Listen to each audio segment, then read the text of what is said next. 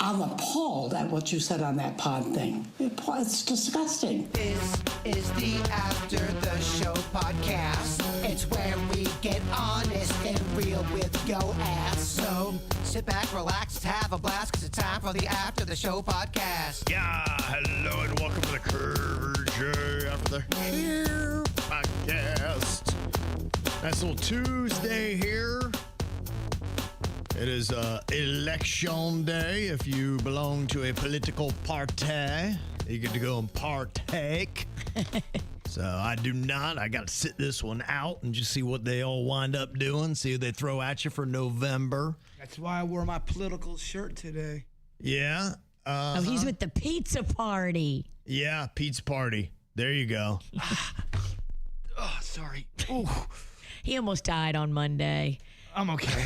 You just hurt yourself pulling your shirt up, huh? I got a wicked cramp in my arm as I was trying to show. Sometimes you're just trying to show the world them titties and it goes wrong. I know. How sexy was that? Hey, ladies, look at these two Teenage Mutant Ninja Turtles. It's kind of alarming. You imagine seeing that on Mardi Gras? I don't know what was worse, me having a spasm, me showing my man tits off, or me wearing a child's shirt.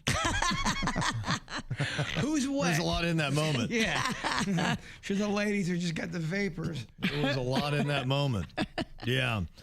So you got some big stuff. We got governor races going to be coming up in November. So that's going to be going down. So you get to, I guess, figure out who's going to be heading into it for that. You got Byron Donalds, Jay Collins, James Fish back, all trying to be the head for the Republican Party. It looks like they think Byron Donalds is going to be the dude that you're going to be voting for. Well, I wish all of them would stop fucking texting me.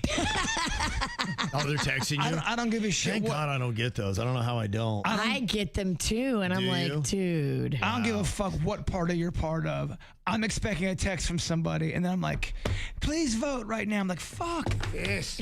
Wow. Good God. That's crazy. And they text like we're friends. Like, hey, man, I'm down your street. Want to talk? Like, fuck no. I don't want to talk. I don't care who you're with. Mm-hmm. And you kind of tell that these elections matter because it seems like the scandals are getting more salacious, because they always try to trip up a candidate. Now, look, sometimes candidates, they do screw up, but I think what they do in politics is they're always looking for dirt on somebody, but they may find that dirt out. And even though they should be reported and be in prison immediately, they're like, no, we'll tuck that away. Wait. We'll let them continue to raise money and look like the candidate. And then on election day, kabam, then we throw out the ace and then be like, aha, how you like me now? Well, it's the same concept of if they really think they have somebody that's got some information about the government, i.e. alien or UFO information, they're going to go, let me see what Kevin Ralston's done throughout his entire life. Okay, when he was 19, he got into a fight with a newspaper stand. That's one thing. He's violent. They just start cherry picking, and they make this bio of this person that may not even exist to make you look like you're not credible. So I'm wondering, if you're in the political world, do you get more nervous when it gets to an election day? Like today, a guy named Michael Allen Caruso, a former state legislator appointed by Governor Ron DeSantis, was actually arrested today for allegations of molesting a child. Oh. Today he gets arrested? They got him today. Oh, that was they planned that one out. They sent a message on that shit. I mean, you're just like, is that a coincidence? There's an ad running right now that I saw last night, and it was like, this guy's a dirtbag. He's being sued by all his former clients. Right. Fraud in the millions. And he's a carpetbagger.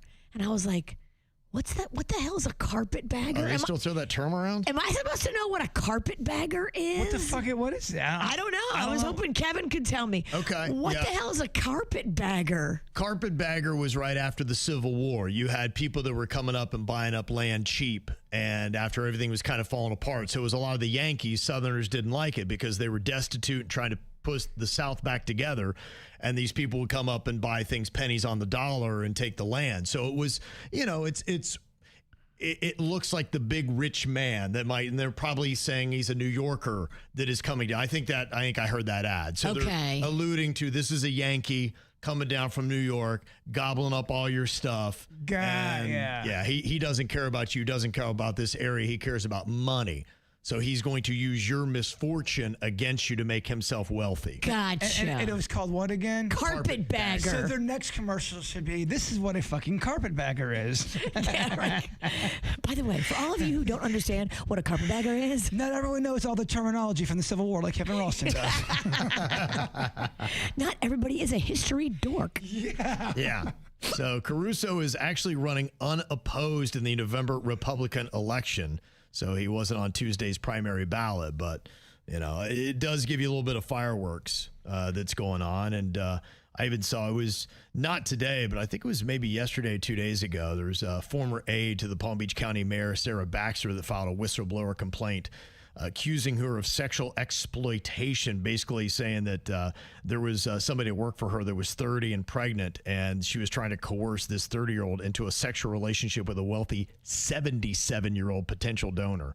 Oh, that guy's got some long balls, and I haven't even seen him. That's at least the allegation. But like I said, boy, they're just nasty, terrible allegations that come out too, right? When I heard the audio of, and I know I've brought it up a lot, and the reason why I bring it up, you can hear a media team coming up with a strategy to destroy someone's life, and it goes back to that Rumor Wilson. Her PR team, they wanted to make that director or producer look like they were a terrible person because there was some butting of the heads. And the one guy leading, he's like, all right, we gotta make sure that there's some kind of a sex scandal. People, that's an easy way to bring someone down. Yeah, this stuff is definitely calculated. That's why I don't have a stomach for politics, y'all. I really don't, man. It is a nasty game. Nasty. I think you just got to be a snake or a shark or whatever you want to call them. And I don't think I got that in my blood, man. I think that's crazy. I think there's truly some people, nasty. especially when you're younger, you've got that young, inspiring heart that thinks that can change the world. And then when you get into the system, you realize, fuck, it's nothing but snakes in the trees What and have in the I water. done? Well, just you realize if you want to get something done, you're going to have to fucking do something terrible. It's just so it's just a sleazy and cesspool-y. icky and just nasty. Like I don't think I want to swim in that pool. And it's theater. You know, when you're not being sleazy, you're acting like you're not being sleazy. Well, that's the other thing, too. I don't have kids, but I do wonder, y'all got kids, a lot of our listeners have kids. When you see the people who are in charge of the country and they are just doing like those 15, 20-second clips where they're yelling in the room where they're all, and how about this? You're a liar. You're a Republican. They're getting their 10-second. And you're going, if kids are watching this, seeing adults fucking screaming and calling names and all that, are we supposed to teach not to do that? It looks so dramatic and It is. stressful.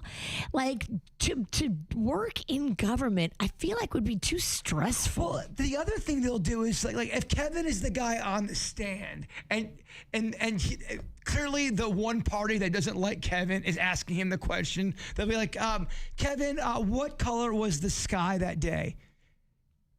Just give me an answer. Blue. Answer the question, Kevin. Answer it now. They cut you off. They put words in your mouth and start screaming at you. You're like, I don't even think they answered the question yet. It's such a monumental waste of time, a lot of it. And, you're paying for it. That's what's so disgusting about it, is as they're sitting there and they're doing their things on TV, like Jay Bird's talking about, you're paying them in that moment. And Virginia, that's coming out of your pocket. Virginia's right. It is wrestling without the wrestling. It's theater. You're doing theater. I'm not saying every politician's like that. No, I'm sure there are good ones, but there's just so much theatrics. It's hard to figure out, okay, who's in there for the right reason? When you're in there and someone's like, and then I said this, and then they're slamming it, and I say, and cut. It looks like a movie. It does. Yeah. So, I don't ever really invest into people, politicians, and I don't invest into parties. To me, it's all topic driven. I look for issues. And I'm like, okay, if I feel strongly about an issue, I'll be like, okay, where do they side on that? And if they're not on my team, then I cannot vote for them. So, That's how I typically go with it. So I don't care about your party, don't care about your politicians. Just all right, and then you got to make sure they follow through, because too often they promise you that they will vote the way you want, and then they don't. That is so true. That's when you got to get in their face and be like, I gave you a vote, and that is the most valuable thing I have in this republic, and you just wasted it and lied to me, you asshole. It's just weird to me, and I'm not even making a political statement. It's just odd to see people who are supposedly in charge of things and them screaming and bickering like children on a schoolyard when you are teaching kids at the schoolyard. That's not how you act. It's odd. Like, I couldn't. It's a bizarro kind of way. I couldn't do it. I couldn't do it either. And I think, honestly, they only promote people that do. If you don't play their game the way they play, they want you to play it, then they're not going to advance you as an individual. Well, at the end of the day, I mean, Denny said one of the smartest things ever. And when you really think about it, it really makes a lot of sense. Things changed so much when they started giving ratings to the news. The news used to be boring. It wasn't supposed to be, basically you watch the news now and it's really editorial. You got 7 people on a panel screaming over each other. And it's not necessarily the news. It may be their version of the news. I love going back and forth to all of the different channels and seeing what they're all pissed off about, because it's always different. Yeah. And it's usually them, needling the other side.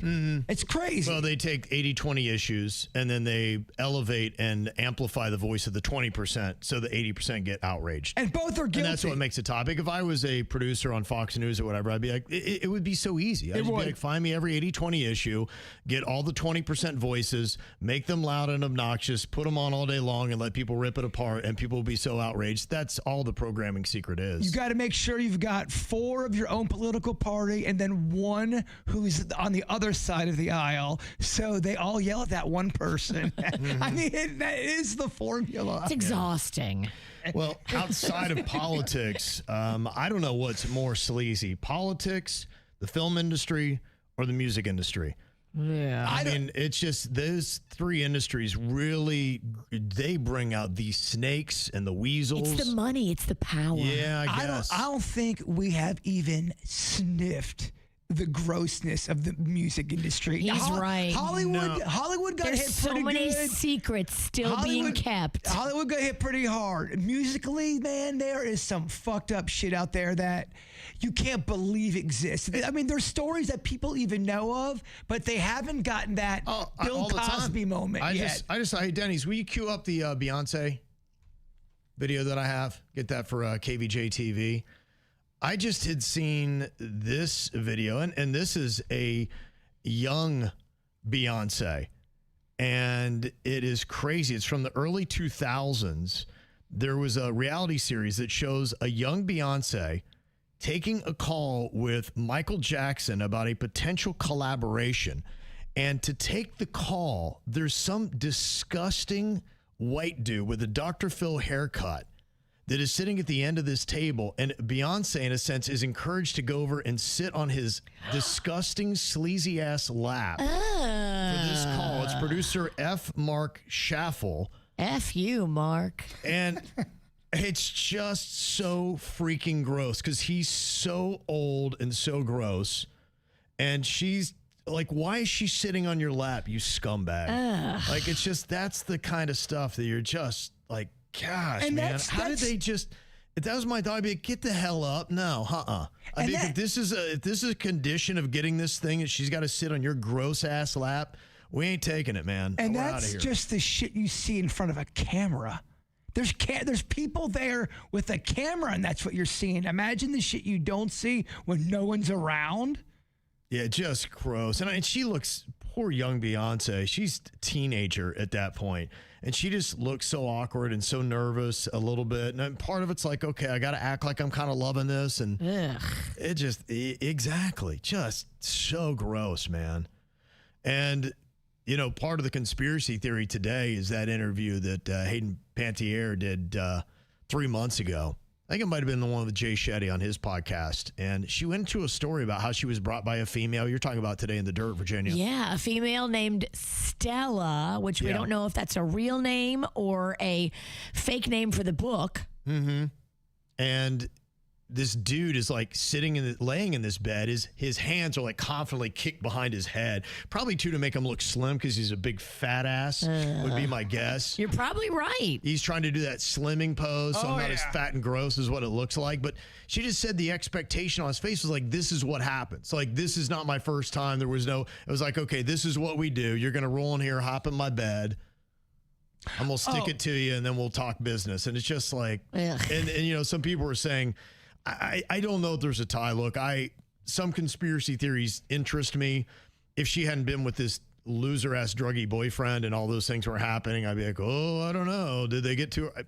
I don't think she said anything too revealing to the point where they would offer for that. And then, her ex-boyfriend, just, good Lord, man. That would have been so hard if that were my daughter in that situation, hanging out with that dude. Brian Hickerson is his name. Oh, my and gosh. all of her marketing team and her people, they were like, look, you cannot be with this guy publicly. If you want to continue to date him and make bad choices, you have to do it in private, in secret. You cannot be photographed with him because it's that bad. The domestic violence, the jail time he did, the horrible abuse that he was grinning talking about in an interview 3 months ago. I know you skimmed over it, but just real quick.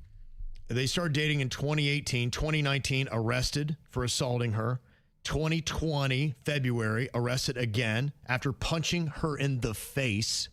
Punched Hayden in the face. July of 2020, she obtained a restraining order and publicly said that she was speaking out to help others in abusive relationships. He was also charged with 8 counts tied to alleged abuse. April 2021, pled no contest to 2 felony domestic violence counts. 45 days in jail. 2022, involved in a brawl outside an LA hotel. 2026, she describes severe abuse, including allegedly having her head slammed into a wall and being beaten so badly she couldn't leave home for weeks. Damn. And he acknowledged the abuse, saying, yeah, I did it. And then listen to this interview from May. How did her dad not go over there and put a bullet in this guy? I don't know. I don't know much about the family. Look, I ultimately sympathize. They've lost both of their children. They had 2 children. Both their children are dead, and they're beautiful people. I mean, the mom is gorgeous, and the dad is a good-looking dude. You can see where Hayden, got her looks from. They're very attractive people as well. But yeah, just I don't know what their involvement was, what their relationship was as parents, but it still would tear your heart apart to see your daughter hanging with this guy that sounds like this in this interview. Is there anything you want people to know about you and Hayden's relationship? Hayden Panettiere is the sweetest thing in the world. What in the? I mean, he sounds. He's slurring. Well, he sounds like Silence of the Lambs. He honestly. He sounds like one of those guys you would have in a situation like that where he's like, put the lotion in the basket. He reminds me of Matthew McConaughey trying to do Billy Bob Thornton's Sling Blade impersonation. Yeah. It's not about who you spend Saturday night with. It's who you spend all day Sunday with. And Hayden Panettiere is a Sunday girl. Oh, he thought that was so clever. He thought that shit was clever. But that makes your skin crawl listening to that guy, doesn't it? Kids, don't do drugs. What a sleazy ass dude, man. I'm so, she clearly was calling out for help. She could not handle what she was going through, and I don't know where it all started or where it went so south for her, but man, that's just so sad that it ended that way. Sad. Keep in mind too, man, they warned you about getting into these industries because it's a soulless industry. I'm not saying every avenue is, but it's not hard to get into a situation where you're around sharks without a soul, and you can lose your sense of being a human if you're not careful. You need to be on the offensive. I think Taylor Swift's parents have been, and look at the difference between Hayden Panettiere and Taylor Swift and how the parents navigated the industry. I think you have to have a very good support system. I think if you're out there kind of doing it on your own, you're more likely to get in a bad situation. You got to have a good team around you. Mm-hmm. She seemed to really kind of go south after she had given birth. That postpartum depression, I will never understand it because I can't give birth, never have. But I just wonder, I'm keeping a close eye on that other story of the mom, with the postpartum psychosis that killed her kids, and just trying to understand that and see what's going on, because I know some people are labeling her a monster, and I'm trying to be a little bit understanding of it. And it just seemed like she was on a lot of stuff, and they had her mom on the stand yesterday crying and just saying, she was calling out, saying she was asking for help, saying, I'm having bad thoughts of harming my children. I don't feel like myself. I feel like a monster. Like, what is going on? Well, Hayden Panettiere is how you say it. Panettiere went on with Kelly Ripa and was talking after she gave birth about postpartum and what she was going through and how stressful. And she hadn't planned on talking about all that, but in the interview, it just came out live. When she got out of that interview, she got called into meetings that Neutrogena wanted to fire her because she broke the morality clause by talking about going through postpartum depression. How is that the morality clause? I don't know. I don't know how it could be a morality clause. And then they didn't fire her, but when the contract was up, they didn't renew it. And she had that deal for 10 years. Neutrogena dropped her because she talked about postpartum. See, that is weird. And I don't understand that, because the reason why I don't know a lot and I don't understand is because I don't hear enough people talking about it. Right. I don't know what it's capable of.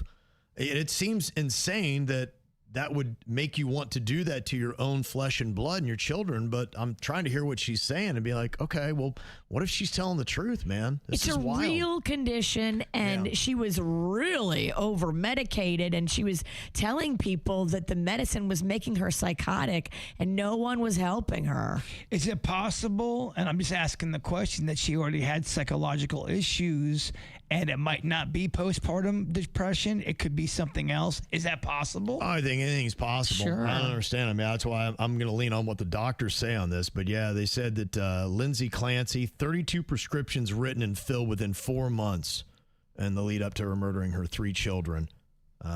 They showed the medication list documenting the 32 prescriptions that had been filled. And they say crazy. her final listed prescription was filled 1 day before the killing. So, was that possible? I don't know. But I think you got to take all this stuff and put it together and bring it out into the light and then have the discussion and being like, okay, could she be telling the truth in all this? And if it is, hopefully we can learn from this so that other moms are not killing their dang children. What Amen. a terrible situation, huh? We also were talking about inappropriate doctors earlier. And Danielle said, when I was 21 years old, I was at a barbecue and cut my foot. Days later, I realized it was infected. I went to the doctor. It was pretty bad, so the doctor had to take a scalpel to my big toe to cut it open. And immediately thereafter, while in pain, mind you, me and my boyfriend are standing there. He's by my side. The doctor looks up and says, I don't know about you, but that was the best foot job I've ever had. We both just kind of sat there and laughed uncomfortably. It was just so gross. See, what the hell? Why would you say that? Like, immediately, you should be able to file a grievance on this guy and just say, hey, I want everybody to know that this guy can't keep it on task. He's got to say something sideways and creepy. Right. I know. One time I had this one doctor like grabbing, checking the private area, and he goes, whoa, can't find that thing. Well, that's not very nice. No, I'm kidding. He didn't say that. It's terrible. No, I'm kidding. A little levity. It's been heavy for the last 15 minutes. Now, Karen, she sent in an email, and she said, I heard you talking about the Am I the Jerk earlier, where you had the husband who went in to get his wife a specially made pub sub. He had a hot pizza waiting in his car. He's standing there for 15 minutes, and the line hasn't moved because somebody bought 6 specialty subs.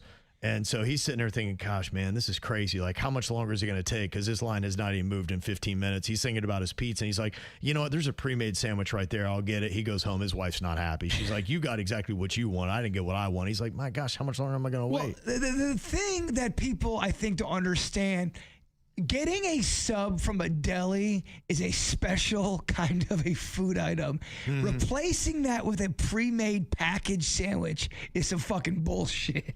That is going to make, if you're a foodie and you love subs and you think you're getting this sub. Yeah, I get the disappointment. And then I do. all of a sudden it's this cold ass boar's head ham and cheese bullshit. Yeah. You're like, what the fuck, man? Well, Karen had said, and if anybody everybody's got this issue. Why doesn't Jaybird or everybody just order their subs online? That's a great suggestion. I just always forget to do it. And a lot of times my sub line goes quick. It's just like every 7th time I go there, I'll see a herd of men, and these men look hungry. And it's almost like they all have subs in their eyeballs. I go, oh shit, I gotta get it moving. I got to sprint and beat this line. Well, Callie had said last time I went, I was in line for 30 minutes. And that just feels like, okay, we're hearing a few of these stories now. Jaybird feels like he's got to race people into the Publix to get his sub.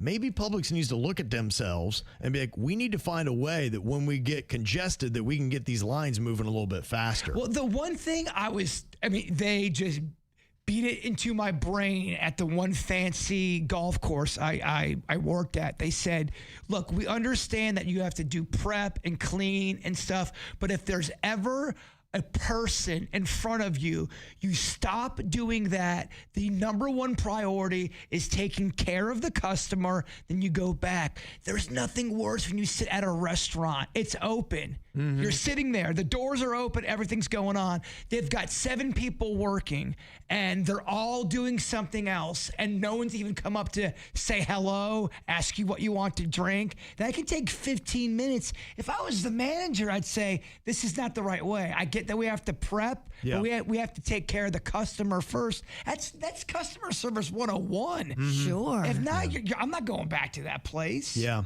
No, you're right. You got to get the prep shit done before. And I get every situation's different. But if you're doing prep instead of taking care of your customer, you're doing it wrong. Yeah. Well, Publix, they don't want to turn that stock price around. They better start getting people there serving subs faster. 5 motherfuckers cutting up lettuce and tomatoes, and you're in line for 30 minutes. You're like, come on, guys. I have to grab a boar's head sandwich here. Well, I think too, you can go and you can order ahead of time, and they'll just put it in that little cold case for you. Like you can actually go on the app, order it exactly the way you want it, and they put your name on it, and they put it right there in that cold case.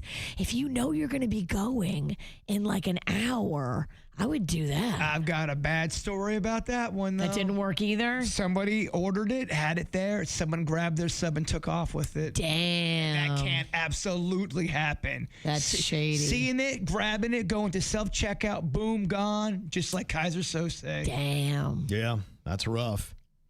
Well, a lot of people were responding to the photo of my sad tree that is out front of my house that I had sent a work order to my HOA 10 years ago. I've had my wife staying on it, and they still have not taken care of this thing. And the way the bylaws are, I'm not allowed to touch anything in my front yard. I'm like, all right, well, it's been a decade. Like, can we just get this thing moving out? Like, the trees, it's asinine. It really is. When you look at it, people are like going, Halloween's coming up. It looks like looks like a decoration. You have physically changed your body in 10 years. Can we get this fucking tree out of my house? It's 10 years is ridiculous. It is unreal. And then if I, just even cut down this dead stick, I get a fine, which is just like, whatever. Can you take I don't know if you have or not. Can you take a picture of this stick? I want to see this thing. Yeah. I'll have Denny's put it up on KVJ TV right now. You can see it right there in the front. It's ridiculous. Like I said, I've talked to my wife. I'm like, I'm going to hack it down, but I think she got rid of my little hacksaw, so I got to go buy a saw and do all that kind of stuff. But that's you kind of being a badass. I like that. You're like, fuck this HOA. Well, I mean, it is I'm just taking insane. down this stick. It is insane. I don't think I can do anything else. I think I can probably get away with just cutting that thing out. It needs to be.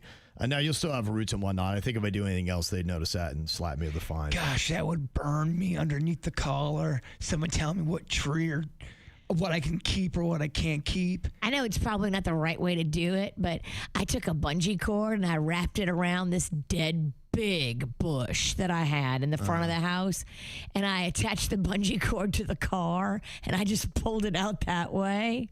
Oh, really? And I know it's probably not the safest way for your car to do that, but this was like 2 cars ago. And the car was fine, but it got all the roots out too. Like it pulled the whole thing out. You're kind of like the redneck renegade in your area. You're sort of fancy, but you can't take the Cajun out of this. You can't do it with anybody standing around because the bungee can snap. Yes. You don't want the bungee to snap and hit anybody, but everybody's either in the car or in the house. It worked for me. I want to cut down this fucking tree for Ralston. Now it's become personal. Sarah said the best thing I ever did to remove some trees from the front of my home with an HOA was to use ChatGPT. I had ChatGPT draft a letter for the HOA, including Florida legal statutes regarding the agreement in place with the HOA and monetary losses. The HOA could assume if they did not take care of the tree outside of my home, which was considered, quote, common property, which is what I have too, within 72 hours of sending that email, the trees were cut down outside of my home. I highly recommend using ChatGPT or any other AI to look up statutes covering residents in an HOA. Oh. And it makes it look almost legal and like, oh, crap. Yeah. So we just put in a common nice person request. Be like, hey, would you take care of this? And like, yeah, man. Sometimes that don't work. Yeah. Sometimes you got to. That could have been 3 employees ago, That too. could have. Right. Yeah. Every now and then you got to throw a chair off a wall, Kev. Yeah. And Jessica shared how she had a situation where they moved into an area where they don't own, but they rent, but they still had to pay $150 per applicant and give them all their information at the HOA. But they wouldn't send the community notices to us simply because we're only tenants. So they would only send it to the owner, but then the owner wouldn't pass it down to us. And then my daughter's car got towed because we didn't receive any of the notices from the person who actually owned the property. $151 we had to pay to get the car back. Oh, no. And they're just like, they're like, well, we did communicate with the owner, not the tenant. Like, how can you hold tenants responsible for rules you refuse to tell them about? That is shady. Yeah, there's just a lot of stuff. And look, I know it's just the HOAs, I would probably prefer to not be in a place of that on HOA. One, it's harder to find. I don't know what the percentage of, and I had that number not too long ago. I think it's 60+% of all residents you try to get in Palm Beach County have an HOA attached to them. There's like 65, 66. That's a high number. Yeah, it's a majority of them. That's fucked up. But it means you can find them, but you know, what properties are you looking at that point? And then also, look, I do see the other side of it. I wouldn't want to have neighbors that have crap all over. Look, if I had a neighbor that had a tree like what I have in my front yard, I'd be like, can we have somebody get that tree out of there? It's scary. Which is the odd thing. You would think I don't have an HOA because you'd be going, they should fine him for that tree. I'd be like, no, I wish they would. I wish they'd just come clean it up. See, I have no problem with what my neighbors do. If they want to have a fucking bullshit, shitty house, that's on them. I've never cared about that. I concentrate on my own little world. I hate a uniformed looking neighborhood where everything looks the same. I like something with a little bit of, one house has got 2 stories, other house is a shithole, then it's next to a nice house. I like a little bit of that. That's life, baby. Yeah. I think if one day I ever sell, you know, you got too many shitholes around you, you're not going to sell for a lot. So Property value. It's all, you don't buy a house, you buy a neighborhood. Right. And it does affect your property value if you're next to a shithole. It's true. If your neighbor has no care. I might have gone a little too far with the shithole comment. You get what I mean, though. Yes. This is fun stuff here from Kelly, faithful listener, since I moved to Florida in 2003. She has some photos from the old Vanilla Ice house party back in December of 2006. She said, what a crazy party. Oh, wow. Yeah, there was some stuff at that party we can't talk about. We still 20 years ago. We still got scars physical from that thing. There I'm shirtless getting water dumped on my head. That looks like Sunfest almost. Where are you? That's Sunfest right there. I think this is up on that trailer-like stage that they had. This is at the, was it the Polish Club? Oh. I think that's what that was. Because remember they had a trailer, I think it was, where they had all the kind of equipment type stuff on it. They had that little dinky-ass stage that was kind of built there. Yeah, you're right. Yeah. I think that's where it is. And then Vanilla Ice is there. And that's his stage prop stuff. He had all the Halloween-y type, you know, clown stuff. That first one was, it was crazier than the second one. Because I think we were just burned out from the first one. The first one, I don't know if you remember, we had, I think once a week for about a month, we'd take calls and people would just give us suggestions of what we needed to have at this party. And it got fucking weird to the point where we'd have Vanilla Ice in here and I'd go, man, I want to just get a big pool full of sea monkeys. He's like, dude, let's do it. Yeah, shit, yeah, we're getting sea monkeys. And then he'd ask me about it. He'd go, are we getting them sea monkeys? I'm like, fuck, I got a tank full of sea monkeys. And I did. It wasn't easy. And you can't see them. Yeah, well, you could see the sea monkeys. They had a whole little window. It was kind of badass, actually. And there's Kelly with a young bird with the soul patch. Oh, look at that. Nobody told me not to shave that. Snuggles. Mm-hmm.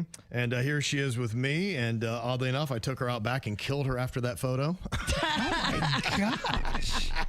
Yeah, where's your bloody axe at? Yeah, I looked like I was doing that. Do not trust this man. Oh my god. Oh my god. Yeah, don't worry, you weren't the only person that looked like that at that party. Oh my goodness. It was wild. That one was wild. That's fun. Thank you for the memories, Kelly. Appreciate it. I'm going to go home and I'm going to shit my brains out. Wow. Are you okay? No, I have been feeling it like I am starting to get, I'm going to have to take a big old. Can you take me home? I'm starting to get a little If bit you're going to antsy shit my over car, here. no. No, I just have bad. I don't have to go I got yet. about 15 minutes before I'm going to have to really shit. But I feel like someone's just punching the fuck out of me. I'm going to really punch you if you shit my car. I would never do that. If you're wondering why we both have to shit, we drank prune juice, the punishment for the thing. And 2 hours, man. It's 2 hours, and it is knocking at the door. So I'm getting a little uncomfortable. I got to get out of here. All right. I'll see y'all tomorrow.